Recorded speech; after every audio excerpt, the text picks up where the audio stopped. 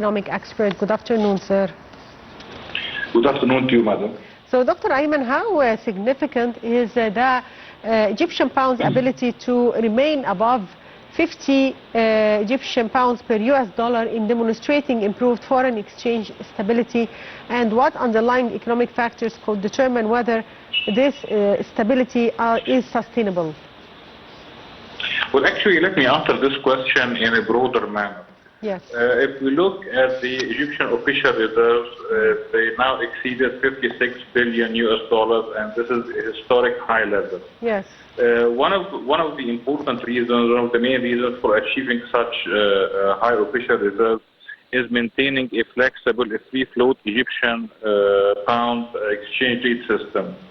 The flexibility of the exchange rate is one of the important pillars of the Egyptian economic reform agenda, and the central bank, under the leadership of Governor Hassan Abdullah, is really committed to maintaining such free float exchange rate system. And if we look at the previous crisis, or actually it's still a present crisis in the Middle East, during the peak of the war in the month of March and April, some of the portfolio investors in Egypt, the foreign portfolio investors, they exited the market. The Egyptian central bank, having learned from the previous experiences, did not subsidize these foreign investors by allowing them to exit at the same exchange rate at which they entered the market. Actually, the central bank allowed them to exit, but at the prevailing exchange rate without subsidizing them from the official reserves.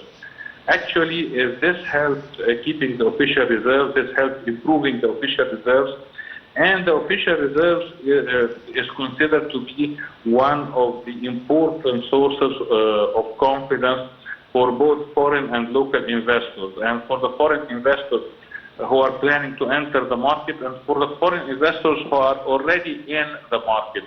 That's why with the sustainability and increase actually in the foreign reserves, those investors who exited the market did not really spark a massive wave of exit. No, what happened was that the foreign investors who are operating in the market continued operation in the Egyptian market.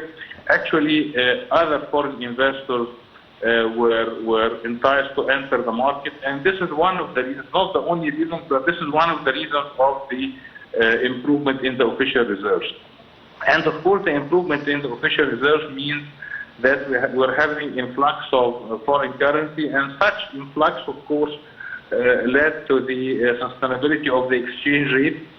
And the temporary depreciation in the Egyptian pound that we saw during the month of March, when it reached 54 Egyptian pounds per US dollar, actually it ended, and we saw the Egyptian pound again appreciating to the level or to the vicinity of 50 Egyptian pounds per dollar.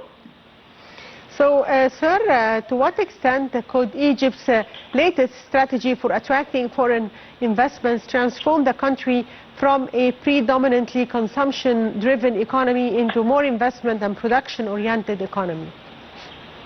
Well, actually, President Abdel Fattah al-Sisi, since he was elected to presidency in 2014, and he was and he still is dealing with chronic problems in the Egyptian economy. One of these chronic problems is that traditionally, and since 1975, since we started the open door policy, our economy was a rentier economy.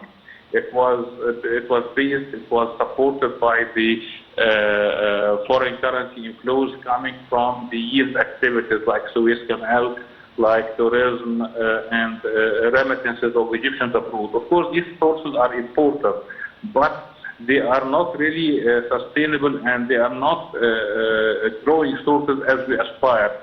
That's why now we are transforming in the new republic into becoming a production-based and export-based economy. And in the heart of such strategy, you have the encouragement of both the foreign direct investment and the local investment.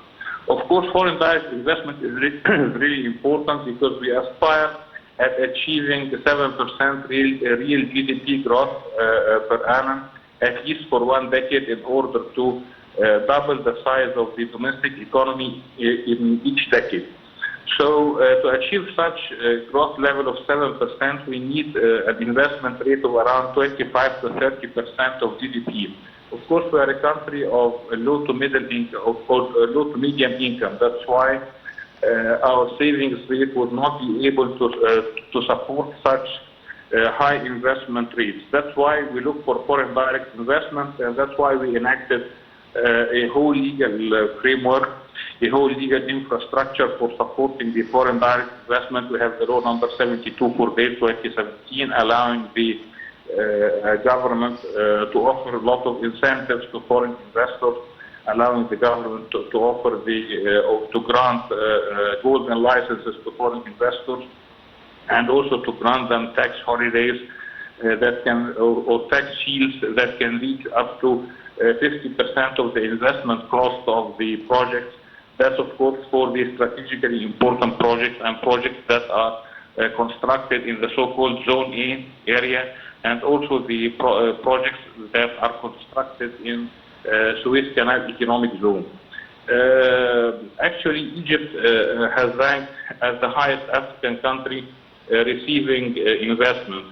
And the reason is that the incentives that I talked about, the reason also was that the Egyptian economic reform agenda, with its fiscal and monetary pillars, as well as, of course, the massive construction process that was undertaken since 2014, since President Abdel Fattah al-Sisi was elected to presidency. So, sir, how might the development of 10 industrial complexes in Upper Egypt reshape the geographical distribution of investment and contribute to reducing regional economic disparities? Well, actually, the region of Upper Egypt hosts more than 41 million people, making around 38% of the Egyptian population. This region was historically deprived of basic services and was historically deprived of its fair share of development. During the term of President Abdel Fattah al-Sisi, actually, Egypt is adopting an approach of positive discrimination in development, meaning that areas and regions and even classes that were deprived of services and of the fair share of development are getting now more than their share, more than their normal share of development, in order to compensate for the lost opportunities and lost distribution or previously unfair distribution. That's why the region of Upper Egypt now is really attracting the focus and attention of the new republic under the leadership of President Abdel Fattah al-Sisi. We're seeing a massive construction process in Upper Egypt, building roads, building bridges on the Nile, building new cities, and of course building of the 10 new industrial complexes with an eye to, number one, to encourage the private sector investment in the industrial field on the one hand, and on the other hand also trying to boost employment, trying to create jobs, and trying to economically empower the private sector in Upper Egypt. So, sir, what does Egypt's projected reduction of gross government debt to 70.8% of GDP by fiscal year 2030-2031 reveal about the government's medium-term fiscal strategy, and what risks could complicate the achievements of this target? Well, actually, the Egyptian economic reform agenda, as we mentioned, it has its fiscal as well as monetary pillars.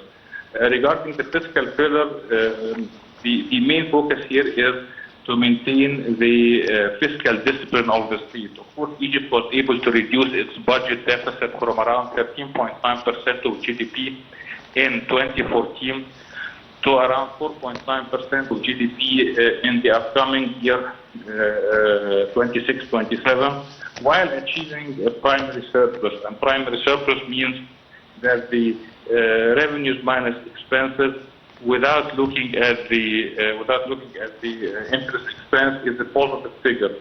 This year, actually, which ended June 30th, 2026, Egypt was able to achieve a primary surplus of 4% of GDP, and in the upcoming year, we're targeting 5%. And such fiscal discipline, as you said, allowed the government to put the sovereign debt in a descending order. They were targeting 70%, as you mentioned. And of course, this is in order to alleviate the pressures from the upcoming generations on one hand, and on the other hand, to free financial resources for investment in the future, for investment in technology, for investment in infrastructure, for investment in the future of the country. So, sir, how could the accelerated investments in fourth generation cities and infrastructure along the north coast strengthens Egypt's position as a destination for both domestic and foreign capitals? Well, as you mentioned, Egypt is now constructing more than 22 cities of the fourth generation. Of course, the most notable and famous of which are the new administrative capital, as well as new Al Alamein city.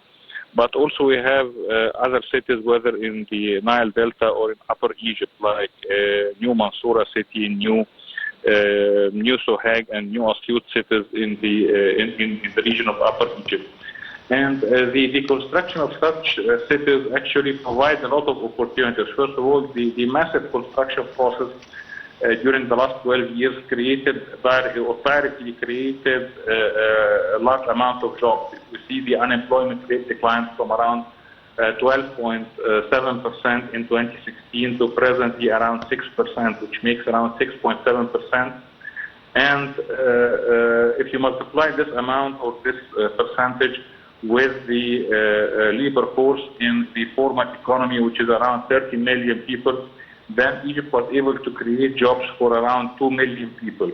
Of course, we know that the informal economy is equal to the formal one. So if you multiply the 2 million people by 2, then you will get 4 million people or 4 million new jobs created directly and indirectly because of the massive construction process. But also, the new cities, they present huge opportunities for investment, whether in manufacturing industries or in financial services, in tourism, in telecommunications, in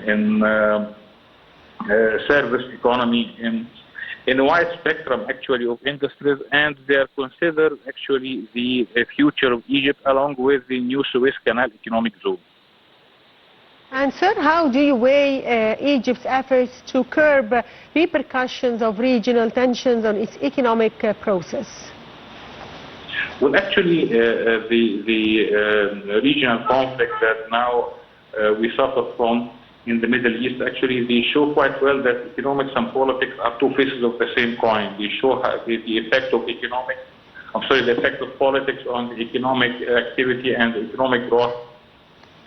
And unfortunately, today, the answer to the economic problem is more of a political one.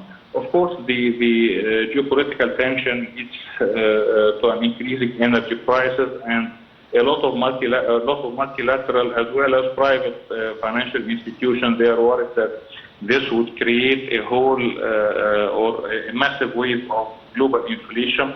Of course, nobody until now can really assess the magnitude of such expected global inflation, but this depends on the time frame of the conflict. If the conflict continues and the energy prices increase more, then probably will suffer inflation. So, first of all, the expected economic hardship is really hard to measure right now because it depends on the political process and the political outcome of the conflict.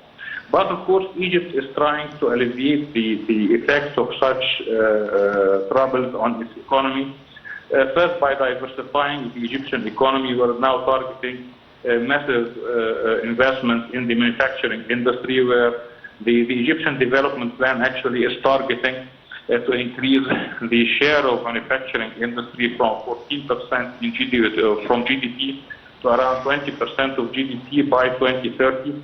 And we're targeting also to deepen industries and localize the input of industries in order to reduce importation and increase the net foreign currency inflows to the country.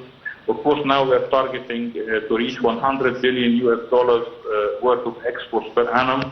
Yes. And, of course, I'm talking about non-oil exports. Unfortunately, Dr. Ayman, we're running out of time. I'd like to thank you, Dr. Ayman Ghoneim, a legal and economic expert. Thank you for being with us. And short break, and we'll be back, so stay tuned.